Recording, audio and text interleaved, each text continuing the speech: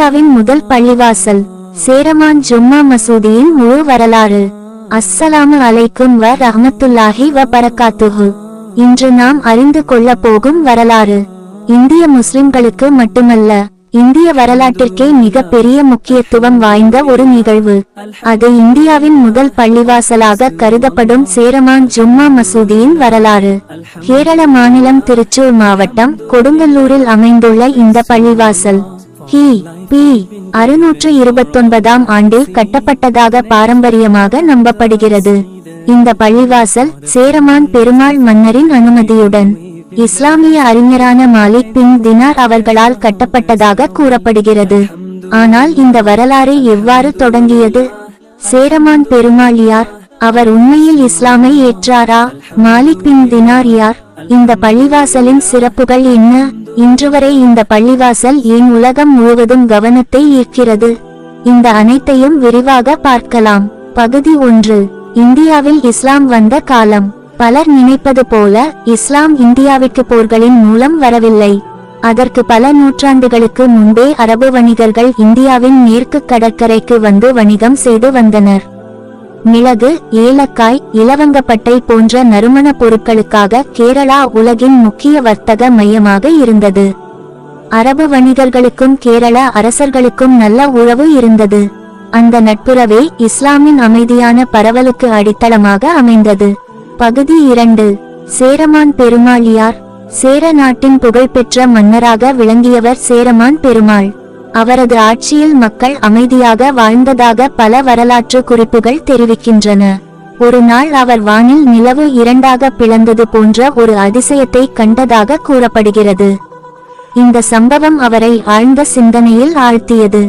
சில நாட்களுக்கு பிறகு அரபு வணிகர்கள் இதே நிகழ்வு நபிகள் நாயகம் அவர்களுடன் தொடர்புடைய அதிசயம் என்று கூறியதாக பாரம்பரிய கதைகள் தெரிவிக்கின்றன. பகுதி 3. மக்கா பயணம்.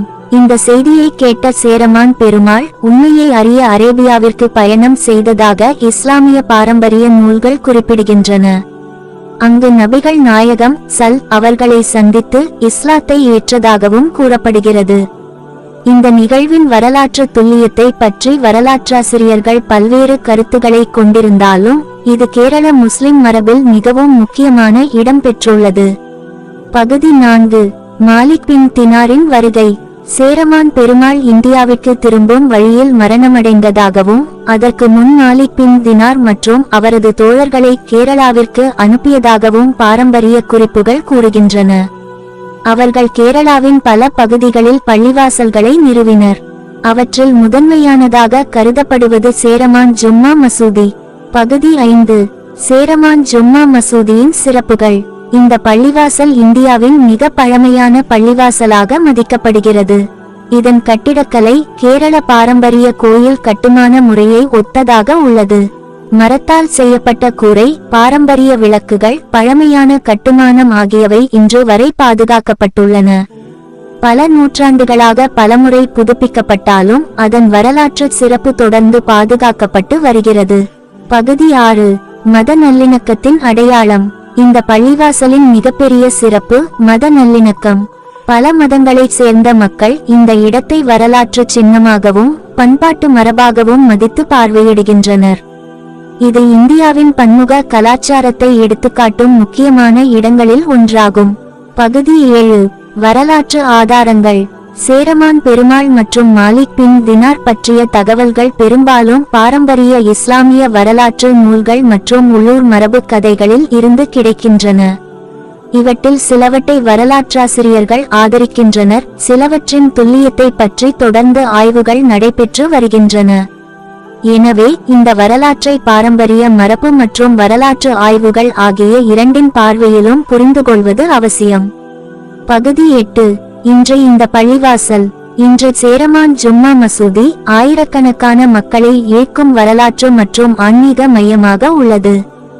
இந்தியாவின் பல மாநிலங்களிலிருந்தும் வெளிநாடுகளிலிருந்தும் மக்கள் வந்து இந்த இடத்தை பார்வையிடுகின்றனர். இந்த பள்ளிவாசல் இந்தியாவில் அமைதியான மத பரவலின் நினைவு சின்னமாக திகழ்கிறது. இடைக்கோடு நிறைவுரை. அன்பின் உலகம் பார்வையாளர்களே, இந்தியாவின் முதல் பள்ளிவாசலாக பாரம்பரியமாக மதிக்கப்படும் சேரமான் ஜும்மா மசூதியின் வரலாறு ஒரு கட்டிடத்தின் வரலாறு மட்டுமல்ல, அது கடல்வழி வணிகம், கலாச்சார பரிமாற்றம், மத நல்லிணக்கம் மற்றும் இந்தியாவின் பன்முக பாரம்பரியத்தை எடுத்துரைக்கும் ஒரு முக்கியமான அத்தியாயமாகும். இந்த வரலாற்றை பற்றி உங்கள் கருத்துக்களை கீழே கருத்து பகுதியில் பதிவு செய்யுங்கள். இந்த வீடியோ உங்களுக்கு பயனுள்ளதாக இருந்தால் லைக் செய்யுங்கள், உங்கள் நண்பர்களுடன் பகிருங்கள். மேலும் இதுபோன்ற வரலாற்று, இஸ்லாமிய மற்றும் பொது அறிவு வீடியோக்களை தொடர்ந்து பார்க்க அன்பின் உலகம் யூடியூப் சேனலை சப்ஸ்கிரைப் செய்து பெல் ஐகானை அழுத்த மறக்காதீர்கள். அஸ்ஸலாமு அலைக்கும் வ ரஹ்மத்துல்லாஹி வ பரக்காத்துஹு.